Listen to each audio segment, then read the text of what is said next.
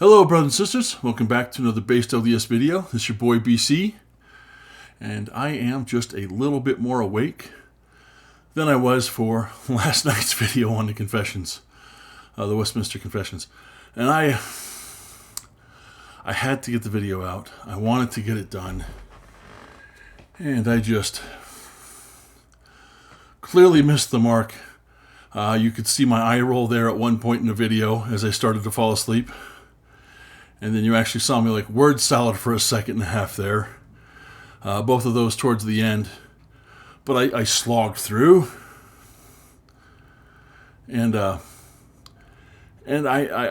hope the video was informative for those of you looking for that kind of information. Today, I want to come up with another somewhat shorter video.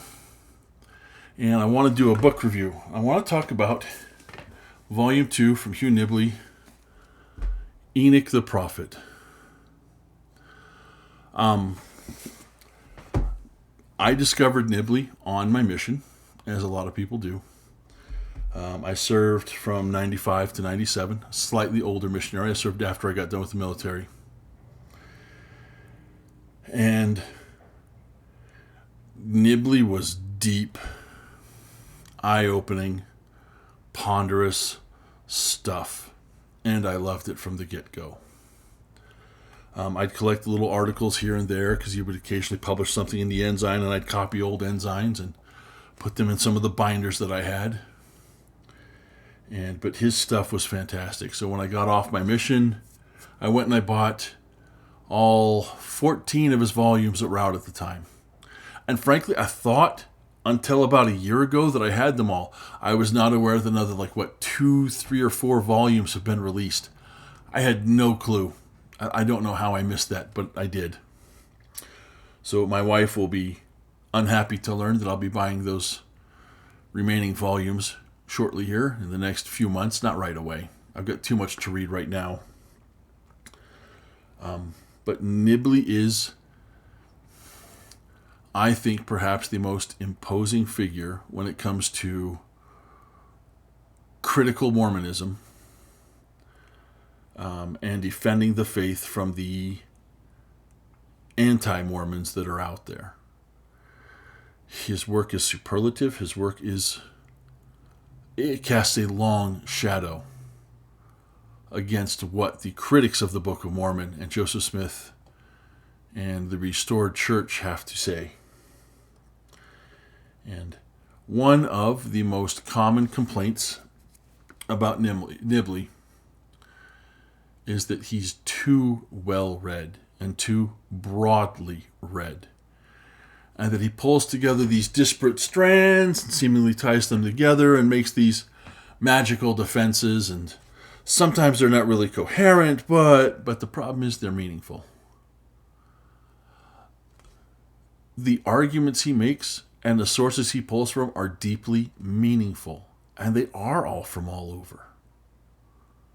The man's depth of knowledge on history, world religion, ancient religion, not just Christian or Jewish, but others, and the mythologies of the world, and it is just astounding. The man was a walking library of Alexandria, just fantastic. So I do disregard those people that say, well, he's pulling from too many sources and it's not really reliable, because that's utter nonsense and folly. Just complete folly and nonsense. So let's talk about Enoch the Prophet, because The Pearl of Great Price is an amazing book. And all too often the church is taken to task because of the translation process of the Book of Abraham, and that the remaining materials that we have of the Book of Abraham that were found, 50, 60 years ago, was it the Met, I think in New York or somewhere like that, that were previously thought destroyed, don't match up to Joseph's translation, and that they're in fact from the Book of Breathings, and that it's a funerary text that has nothing to do, therefore Joseph Smith's a fraud. And I think those are some disingenuous arguments based upon the utilization of what we consider translation versus what Joseph considered translation. So here's what I mean. Joseph was not translating from a text when he received his revelations in Moses that contained the book of Enoch.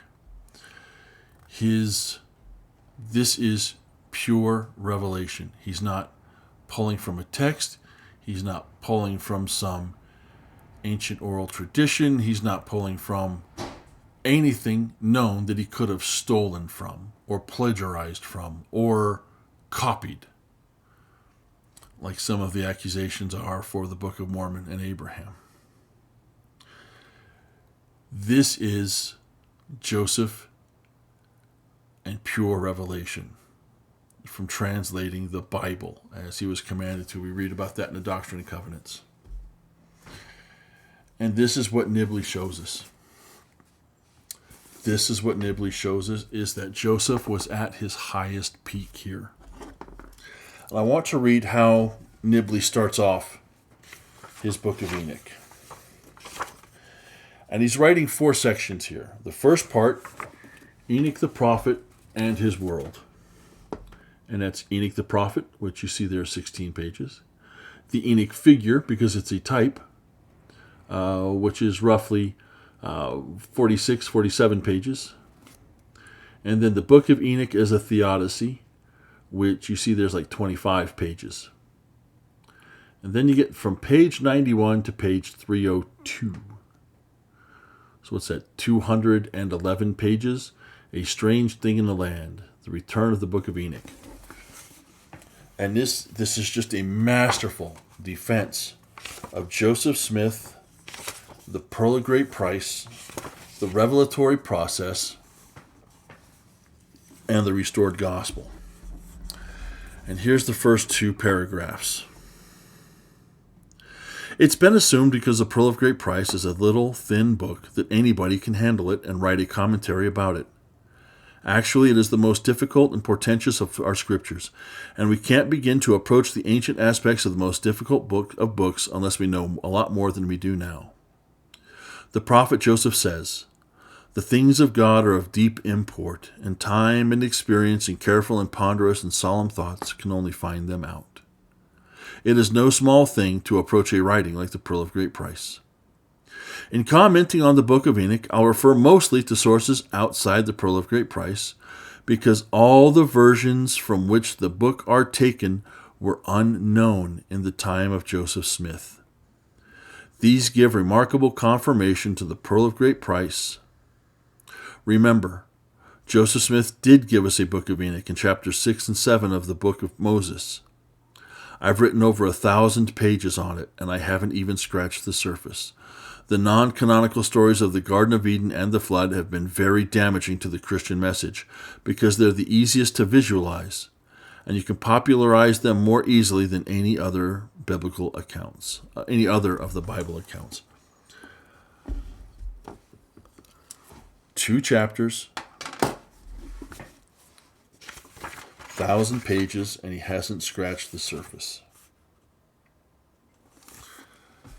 And he's doing it based on comparing chapters 6 and 7 of Moses in the Pearl of Great Price to what's been revealed in other texts that have been translated or have been found in other areas of the world.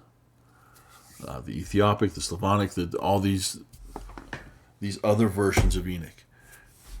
And the prophet Joseph stands up very well to what we find in these other books. And again, these other books, they weren't known. Joseph Smith had no chance to copy or plagiarize or alter versions of these books because they were not found in any library in any of the places where Joseph Smith ever lived. They were still in Europe, they were still in Africa, they were still waiting to be discovered. Or rediscovered, rather, because they were in people's libraries and homes and archives and museums. But Nobody knew what they had. And there was, I think, one, maybe two versions. Again, this is a long book, and it has been some time since I've read it. It's been like 2 months now, because I'm in the fourth book currently. I just started the fourth volume. But there's one or two versions that are just beginning to be found, reread, and translated in Europe.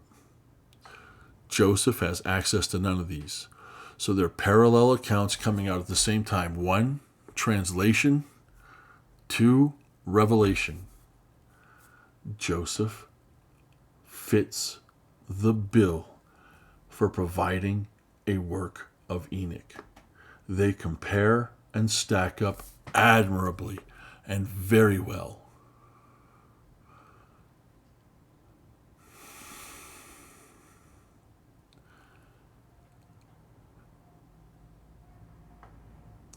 I don't see how anyone can read Enoch with an eye towards faith in God and not see God's handiwork in it, not see it as scripture.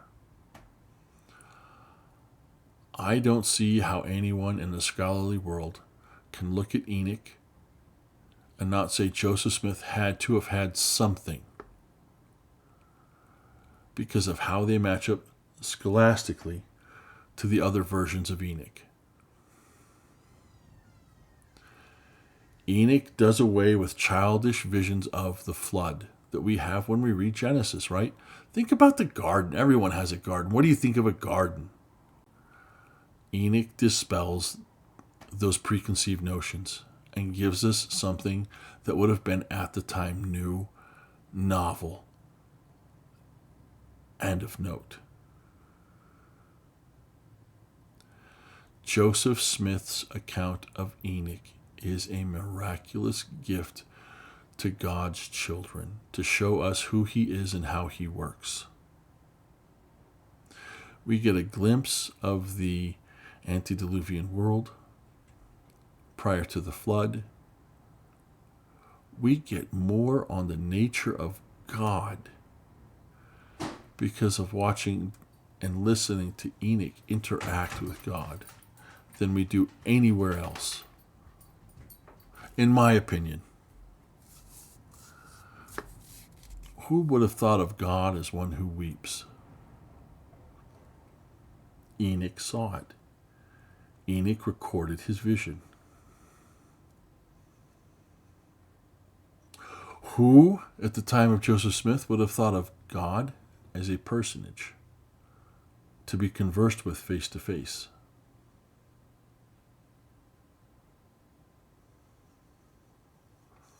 Who, at the time, would have thought of God as a God over other worlds and creations other than just this one? Worlds without number.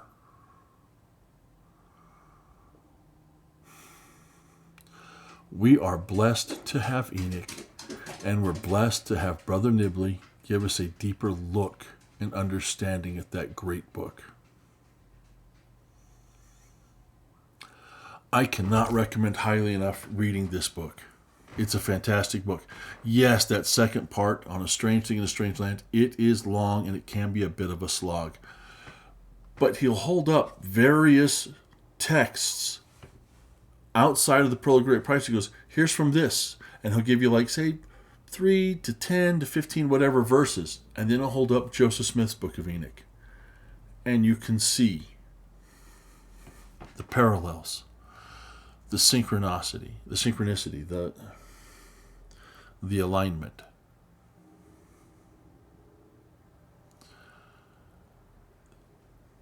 Enoch is a towering figure in Scripture. Nibley is a towering figure in defending the faith. And we need to be acquainted with both. And I'm grateful for Brother Nibley writing this book and giving us insight into Enoch, but also into the prophetic nature and calling of Joseph Smith. You can't argue. When you read Enoch, you cannot argue that Joseph's not a prophet. It's too profound. It's too powerful. It is too revelatory. And that scares the Christian world, the traditional Christian world, that does not understand what a prophet is. So, brothers and sisters, that's this video. Thank you. I hope you've had a great day. Let me know what you think of Nibley. Let me know what you think of Enoch. That's it for now. Peace out.